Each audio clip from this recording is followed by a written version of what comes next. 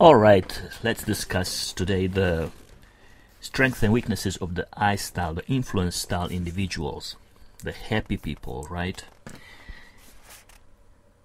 So first of all, the influence style people, they are enthusiastic and communicative.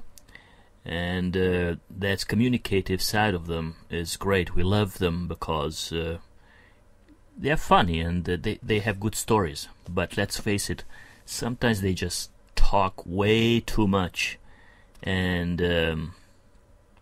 they can get on people's nerves. So if you're an I style, watch it. You think you are funny and you think you have great stories, but sometimes give other people a chance to talk as well, and practice your listening skills.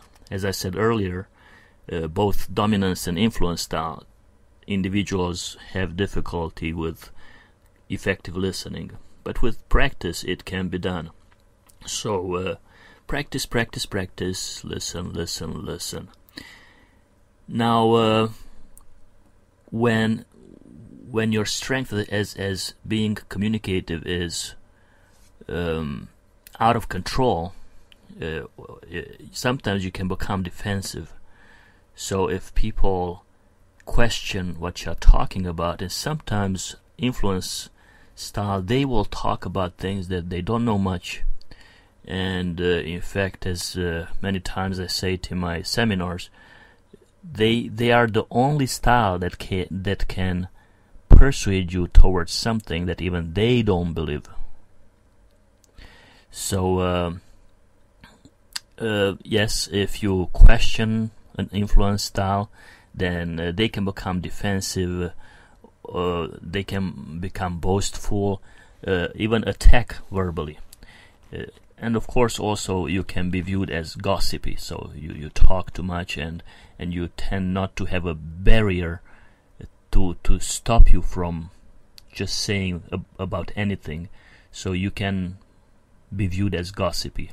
So if you're an I style, watch for that. Now I style individuals also love people, so they are very people oriented, and because they are so people oriented, sometimes they can become quite disorganized and forgetful, because they are more focused on chit chat or conversations or developing their relationships, and they do not give enough time to stay organized, get organized and staying organized. And yes, their mind is full of all kind of cool ideas, so they tend to be forgetful. If you're an I style individual, the best thing is use a planner.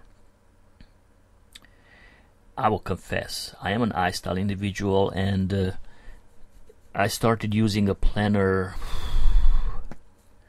I don't know, 20 years ago maybe, but probably I lost my first few planners. And then maybe 15 years ago I started actually using a planner, but forgot to check what's in the planner.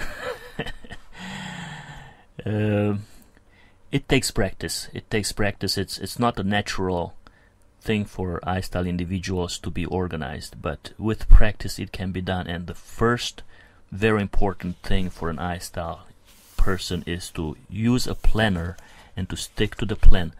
We tend to over promise. We love to help people. We love people, and we love to over promise.